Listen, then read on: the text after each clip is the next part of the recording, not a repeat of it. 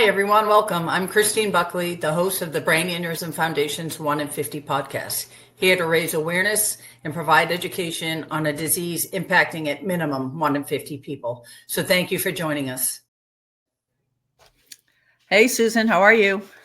I'm great, Christine. Good to see you today. Thank you. Yeah, great to see you. And thank you for joining our 1 in 50 podcast. The idea here is to share awareness and education and get it out to anybody that we can. So it's my pleasure for anyone tuning in to welcome Susan Bailey, who's a brain aneurysm survivor. And we're going to talk to Susan a little bit, about her life in general, get to know her a bit, but really get into, her brain aneurysm journey. So again, welcome, Susan.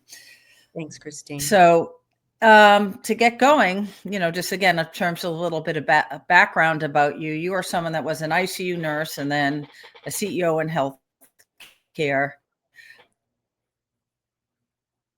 Can you just talk to a little bit about, your journey in healthcare? Sure. Thanks, Christine. Yes, I started out as a critical care nurse. Apparently, I wanted to be a nurse since I was a toddler. Don't know where that came from. But hospitals are my happy place, and I found my happy place the first time I walked in at the age of 16 as a nursing. I guess I was a candy striper, then went on to be a nursing assistant and kind of worked my way up. Really started out wanting to be an OR nurse, but then found out that I really couldn't stand at the OR table for a long period of time. So ended up going into critical care. I think that was really my fundamental journey in healthcare as an ICU nurse because of the work that we do and the patients that we take care of. And, I guess I just, at some point in my career, I just looked at some of these CEOs and I thought, you know what, I can do that job. And so probably do it better. And I thought so too, because, back in the day, many of the CEOs at that time were not clinical. So as a nurse, it was just really second nature to me to be able to speak with physicians and patients. And so that was where I ended up. I love hospitals. I think I started out saying that, and they are my happy place. And we're very privileged in healthcare as providers to take care of people that are at sometimes the worst and best of their lives. Yeah, no, I think that is amazing. Nowadays there's obviously a lot going on with hospitals and mergers and certain things coming together and decisions being made. You hear all types of, things being said about executive leadership, but and I don't know enough about it, but I would have to say, I would think someone that had the hands-on experience, of being with patients and seeing it from all aspects would probably bring a lot to the table and probably be the best bet of a CEO. So I can imagine you did some great things. Through my journey in healthcare, and certainly as a survivor of a brain aneurysm, what we're talking about today, even more than patient-focused care, is human-focused care. Which brings in a much broader dimension than just patient-focused care, because human-focused care really brings in the dynamics of the whole patient and their family. So as a survivor, yeah, absolutely, that's really important to me. Yeah, that makes a lot of sense. And before we get going into the meat of all of this, can you just tell us a little bit about you outside of work, your family, where you live and things like that? Sure. I'm in Southwest Florida. I have two girls. I come from a large family, but I have two wonderful daughters, Jennifer and Elizabeth. Jennifer's in the Boston area with 3 grandchildren. My daughter Elizabeth is in Breckenridge, Colorado, working in law enforcement as a behavioral health specialist co-responder. So she's doing some really cutting edge, innovative work. So we love it here in Florida. We've been here for about 10 years. Wow, that's amazing. Love it. Well, thank you. So now, can you tell everyone what happened to you in November of 2020? Yes, actually, it was election day, November 2020. At that time, I was working in Dallas, Texas. I was getting ready to go to the airport that morning, and my husband found me on the kitchen floor in a pool of blood, and I was actually medevaced to the local trauma hospital. I don't remember of any of that at all. When I awakened in the ICU and the trauma surgeon, they were making rounds at the time, and they said to me, do you know where you are? Do you know what happened? I said, no. Well, I had a fractured skull, a brain contusion, a concussion, a subarachnoid hemorrhage, and a subdural. Now, the interesting thing is my collapse was due to the fact that the aneurysm had bled and it stopped. So I was very lucky there, but I was unlucky in the fact that my aneurysm was not diagnosed during that hospital stay. I was discharged home with home health care. My primary care physician ordered an MRA. I had had scans, but not an MRI or an MRA. The MRA sees the vasculature in your brain, and that's when my brain aneurysm was discovered. He then referred me to a neurosurgeon who saw the brain aneurysm, but he told me I had not bled. And as a matter of fact, he told me it would be 1% in 5 years that I would bleed. Well, after that, I went home and I was not doing well at all. Yeah. And my headaches were really excruciating. And one thing I will say, people have asked me if I had any symptoms pre-collapse, and since it was unwitnessed, I don't know if I did experience that horrific headache, before. I don't know that. But going forward a little bit, so my son-in-law, Andy, had worked with Tom Tinlin, who's the chairman of the Brain Aneurysm Foundation. We all know Tom had a rupture. And Andy called Tom, who called you, and through your connection, you called Dr. Ho. Dr. Ho is on the medical advisory board of the Brain Aneurysm Foundation, and through your relationship through the Brain Aneurysm Foundation, I was quickly able to see Dr. Ho. Now, when I saw Dr. Ho in his office, it was the Monday before Thanksgiving, which is now about 17 days since my initial bleed, if you will.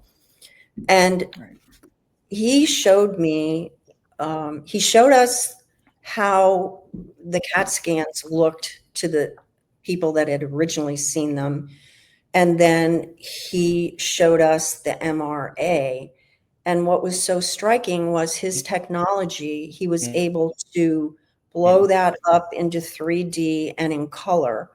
And there was the aneurysm. And he said, with everything that you're presenting as, you've probably bled.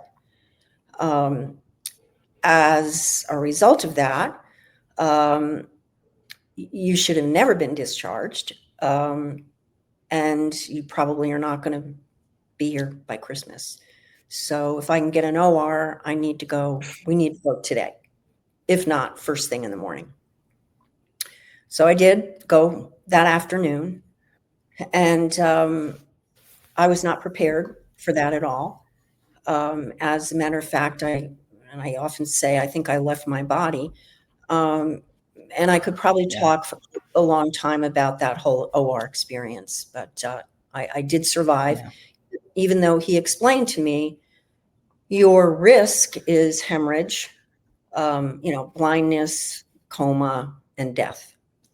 So I didn't have a choice. I had to go. Yeah, you had to do it. So just kind of jump in here a little bit. You had so much that happened, right? Thankfully, your husband came home and found you. But the misdiagnosis piece by, going to a doctor, not only being misdiagnosed, but having a scan misdiagnosed. But then you had the wherewithal to advocate for yourself. So you just had a lot of things that came together, fortunately, in your son-in-law, knowing about the foundation and someone that had been impacted to make you probably keep pushing. What does that make you feel like in terms of just sort of other people that could be in the same situation about knowing when to advocate? Because again, and then the misreading of the scan and not ordering of the scan. These are the things organizationally why awareness and education and talking about it is so important, because people have to become empowered and to know when to really push and ask the right questions. And on the same side, we're hoping, and some of the things we do with educating medical professionals is to help them bring a brain aneurysm into their differential diagnosis, and to really, think when a patient comes to them with certain signs and symptoms, to think brain aneurysm. And unfortunately, I don't see that happening all the time. So, what do you hope, or what would you recommend to others that sort of have the kinds of symptoms, or that not feeling well, or, like being sent home after a scan and being told you're okay, or seeing that aneurysm, you don't have to do anything? That's such a complicated question to answer. You'd think the answer to that Yeah. is simple. Dr. Ho and I did discuss that. And if I look back on my own experience, I think the fact that what concerned me when I was in the ICU, when I woke up, is they told me they were working it up because they thought it was my heart.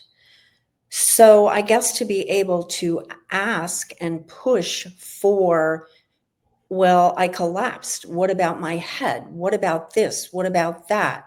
But also, I think a really important key to this is sometimes the patient can't advocate as strongly as the family can. And I think that's why the foundation is so important, again, in tying all of this together, because the family has to be able to advocate as well when you can't advocate. And I was very fortunate. But what I would say also, Absolutely. Christine, is the technology for my diagnosis really made a difference, because they just did, I'm not a physician, so they did CT scans and they did not look any further. And at that time, Right. for whatever reason, they were comfortable. And then why is it that a trauma center doesn't have the same technology that the university hospital had? So True. that is really a factor of, that's where when you do your lobbying and, granting, what do I want to say, grants and research, I don't know why that is. Right. Why is that? Right. I think that's something, that 100% has to change. And the frustrating part of this whole getting people scanned and preventing the misdiagnosis is the fact that this is a very treatable disease if you know that you have it, and the treatments keep getting better and better. But we can't have somebody like in your case who had this incident which made you fall and hit your head, and just not have anyone really consider what the cause of that was. So it is very complicated, in terms of whether somebody ruptures, or if there's somebody that's able to walk in to a doctor's office or an ER and express their concern. Like, it's like for you, like you said, you didn't really have the opportunity to advocate for yourself. You had to rely on your family.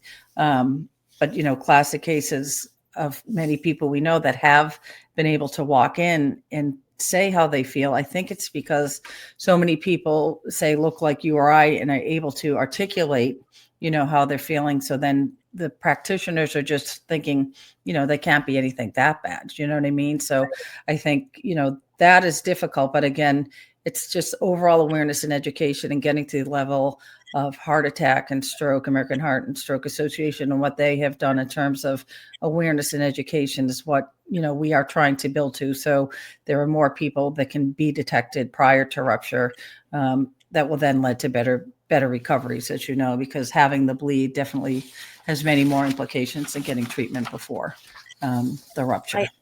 I want to add one thing that was so important through this for my family. Dr. Ho said to me pretty soon after my surgery, I think when I went back for my first post-op, that there is a hereditary component to this, and that my siblings and my children should be scanned. And I know that's part of your advocacy as well. And it was difficult to have that happen because physicians were not familiar with it. And I had my sisters go in and say, my sister's neurosurgeon said this, but it just wasn't automatic that they were going to order a scan. Yeah, and that is difficult too. And some people, it's the doctors having the knowledge to do it and seeing the value in it, just because they're not exposed to it that much that they aren't thinking of brain aneurysm. But it's also people run into the barriers just that an insurance company isn't going to pay for it. So, fortunately, that is something that we are going to be doing more advocacy work in, but also on the physician side, which is what we need. There's more people doing studies and getting the data to show, particularly in certain subsets, such as females who are smoker, high blood pressure, and family history. It's particularly that smoking that just kicks it over the top, that we have to start somewhere with some sort of screening protocol to then, that the study is just trying to show the cost savings, which is unfortunately what we all have to rely on when we are, going to the Hill and trying to make a point, that it's much better for an insurance company to pay for a scan. And if that person does have an aneurysm, to, then have them treated and go about and live their life as best they can, versus risking rupture and never mind death. But then if they rupture and survive with disabilities, there's a lifetime. So hope, over time and not that much more time, if we at least start somewhere with some subset of the population, I'm hopeful that then that will carry over, particularly when there's a family history. Because, when we do go to the Hill and we tell legislatures or their aides about the fact that right now it has to be 2 or more people, they are always aghast at why would you wait for that second incident? So, and again, hopefully with research that there would be a blood-based biomarker down the road too, which make it much more accessible and obviously more cost effective. So hopefully we'll get to that point. But yeah, sometimes it is a little disheartening when the treatments are so well that we're not getting the people to that point when they need it.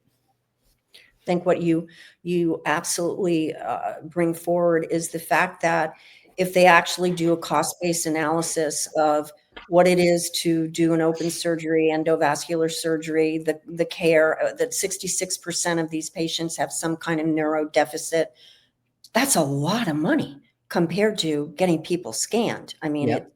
It is a no-brainer. Absolutely. So then the other side, we kind of talked about, the diagnosis and, finding out about it, and you thankfully got the treatment that you needed, and that we have you here.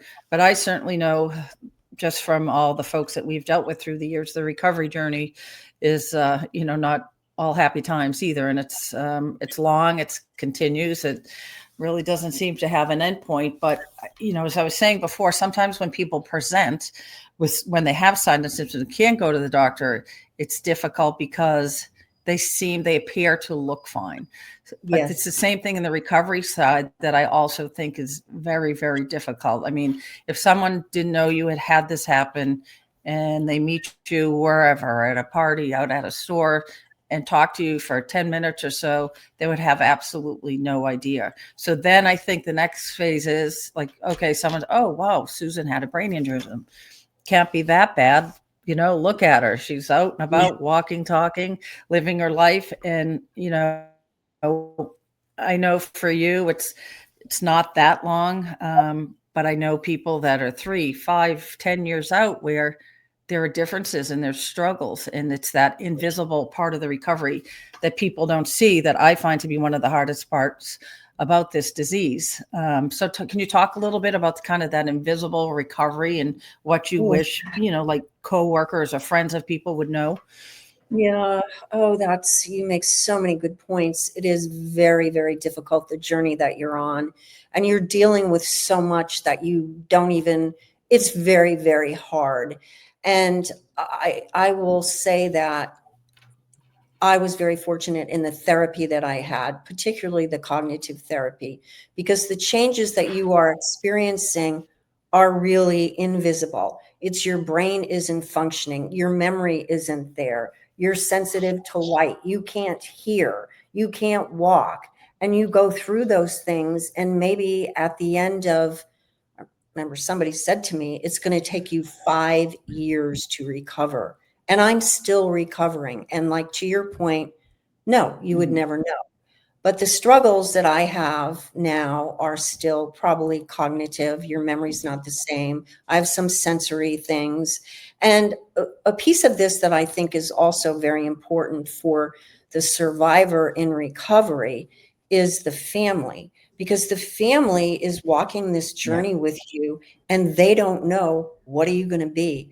I mean, my family still talks about the fact that I'm not the same. They know it. But also, as you're going through those beginning acute phases, that's where that support comes in. But to go back to the recovery piece of it, I can tell you there are days when you're just so frustrated because your brain is not doing what you want it to do. And you don't know if you're going to get through that wall, if it's going to break through. And I had a therapist who said to me one day when I was doing some things with her, particularly difficult, and I was so frustrated. Now, this is a year. I'm out a year. And she says to me, Susan, you have all these file cabinets in your brain. The roads to those cabinets have been disrupted.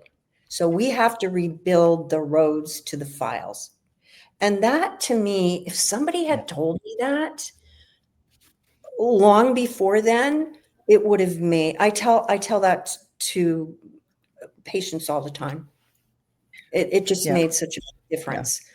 But thank you for realizing that, because the disease can be so incredibly devastating and people don't know it.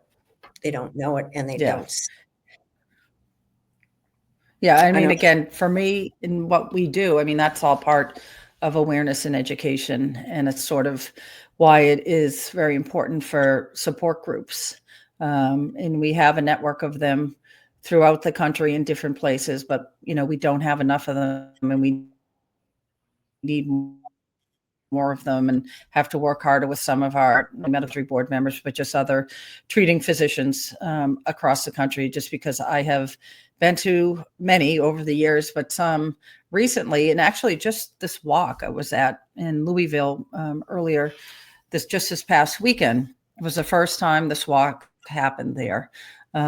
And it's always amazing to see. I mean, these events, I think, are often sort of like a little support group, because who came to this event for this first time were people who really have not interacted or been with other people who've had this experience. You know what I mean? So there were people that drove 2 hours from Kentucky just to support, their loved one that had recently recovered, and they just hadn't seen anybody else, and they wanted to be a part of this community. So we are working actually with the physicians there now, because they had a stroke support group, but now they are going to develop a brain aneurysm support group, because they were able to just see the people who just showed up and haven't been able to talk to anyone else or see the other family members. And I mean, I think it's important for the direct caretakers and other family members as well to hear what life is like and to see those changes. So, I'm hoping to work, I think you have that interest too, to get more support for where you are in Florida. And we want to help you do that, because I just think you need that community of other people to really, no one ever understands what you're going through unless anything, right? Unless you've been there yourself. And I do feel there are differences, from stroke to brain aneurysm, although a lot of, the recovery is the same, but I think just getting there is different. And just even that episode itself is so different that there is that very unique bond for those that have, suffered the aneurysm. Well, I was recently at a fundraising event there in Boston. And the highlight of that event for me, as you're pointing out, was talking to survivors, because I really hadn't had that chance. So the power of that in community, and also just that awareness that it spreads, because in conversation, just that at that event, people are saying, "Oh, that happened. So it nourishes and builds the community awareness. I know I didn't really have a chance to talk about it for a very long time. I'm glad I have now. Yeah.